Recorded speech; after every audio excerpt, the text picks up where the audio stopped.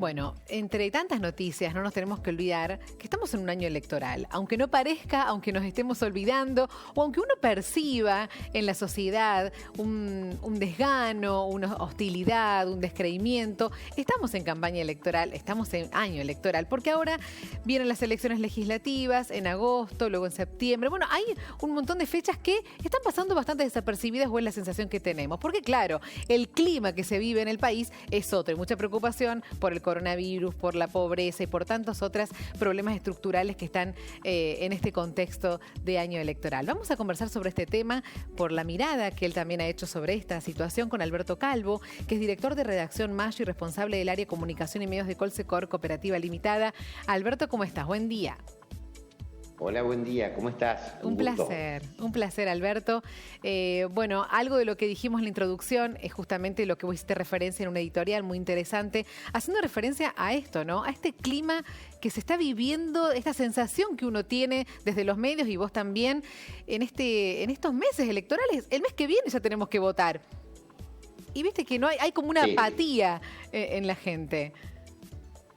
Es un momento claramente de excepción el que estamos atravesando, producto de la pandemia, una pandemia de prácticamente año y medio, 2 años que vamos a transcurrir y con todas las incertidumbres que crea este momento excepcional que es muy punzante desde el punto de vista de las fragilidades y vulnerabilidades que crea, si se quiere, hasta corrosivo desde el punto de vista de determinadas estructuras de consideraciones de la vida, de los proyectos, de cómo es el transcurrir de la vida cotidiana, que también empieza a estar en incertidumbre, carente de muchos elementos de estabilización, crítico desde el punto de vista de las fragilidades que crea en los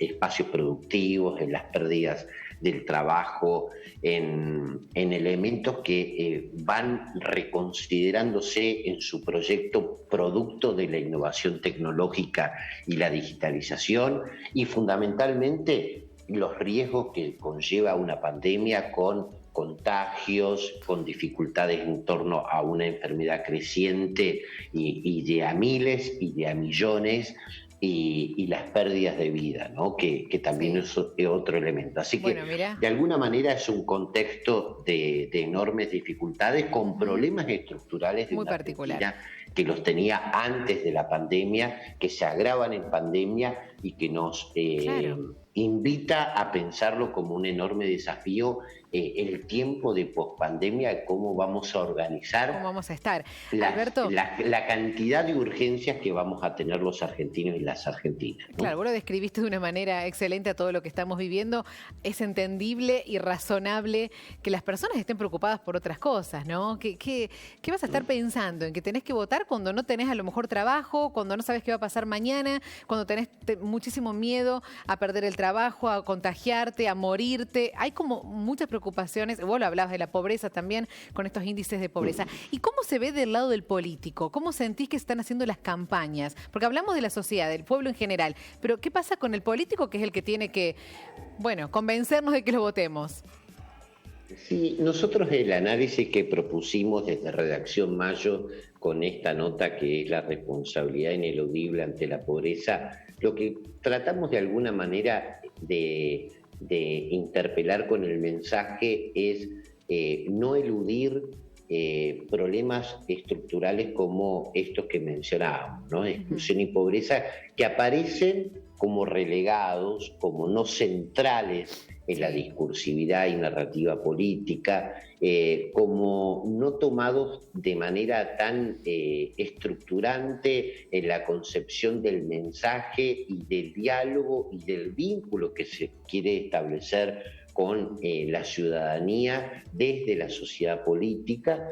Por tanto, es interesante establecer un parámetro, un umbral de responsabilidad política, yo diría de práctica política, de acciones que no sean tan improvisadas, que no tengan tanta inconsistencia y que por otro lado no sean tan generalistas, porque en este punto vamos a coincidir seguramente. El país está conformado por diversas realidades microrregionales y regionales. Entonces, cuando se plantean determinadas políticas para los argentinos, para las argentinas, hay que establecerlas de manera situada. ¿Qué sucede y cómo vamos a llevar estas definiciones de políticas de Estado para que sean parte de la dinámica productiva, cultural, socioeconómica de los jujeños, de los rionegrinos, de los pampeanos, de los chubutenses, de los catamarqueños? A mí me parece que allí hay un elemento todavía muy errático en cuanto a cómo generar una concepción desde el punto de vista práctico de la agenda y sostenido en el tiempo del país federal que no estamos teniendo, y no lo estamos considerando desde el punto de vista de la elaboración de políticas públicas todavía, ¿no? ¿Cómo cuesta, no? Lo de tener un país federal. ¿Te acordás que al comienzo con la campaña del presidente Alberto Fernández parecía que se podía, ¿viste? ¿Te acordás que había como un atisbo de por lo menos tener ese objetivo? Y bueno, después se ha complicado todo. Cuesta muchísimo tener un país federal y que todos tengamos los mismos derechos y la misma llegada a todo. ¿Sentís como siempre? Y más menciones, ¿no? Menciones que después cuesta llevarla a la práctica. Es así. Menciones que no alcanzan, queda ahí, nada más en palabras bonitas.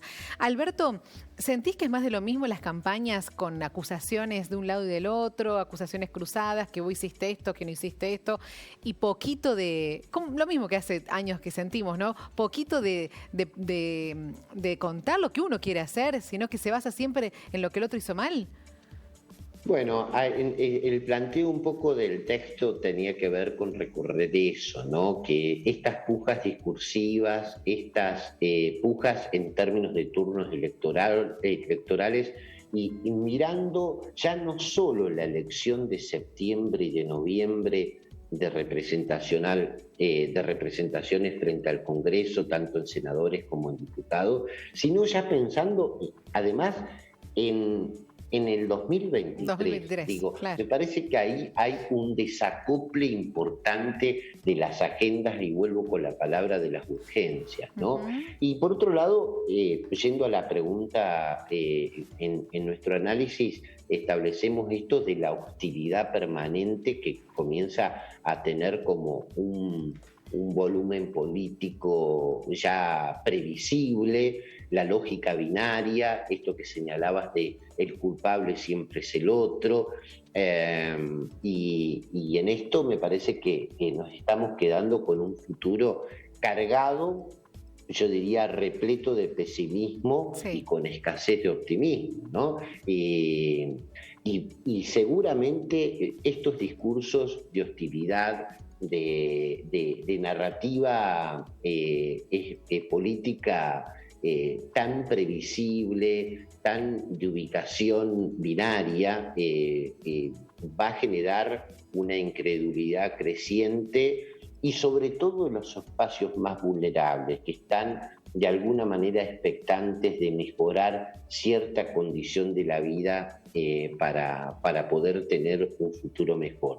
Las campañas van a tener una dificultad enorme, naturalmente por este momento excepcional, porque los distanciamientos van a establecer parámetros de conducta en el espacio y en el tiempo que le toque andar por las calles con las campañas y todo. Allí habrá un ejercicio seguramente de creatividad de parte de la política, pero hay que establecer de qué manera se establecen los diálogos, porque hay una necesidad de recrear una nueva agenda, ¿no? ¿Cómo comenzamos a vivir, a transitar el despegue de una economía que tiene casi un 4% de inflación mensual, que los precios cuidados, por ejemplo, tuvieron una inflación en el último año, considerando abril, para tomar dos ejemplos, el ejemplo de abril 2020 con abril 2021, una inflación de los precios cuidados del 54%, y si tomamos la inflación del rubro alimentos, bueno, casi el 47%. Es un número altísimo. Alberto, un placer escucharte. Bueno, un año particular en todos los sentidos, por supuesto que también en la política le iba a tocar. Seguramente en otra oportunidad vamos a volver a charlar con vos. Un gusto. Muchas gracias. Abrazo grande.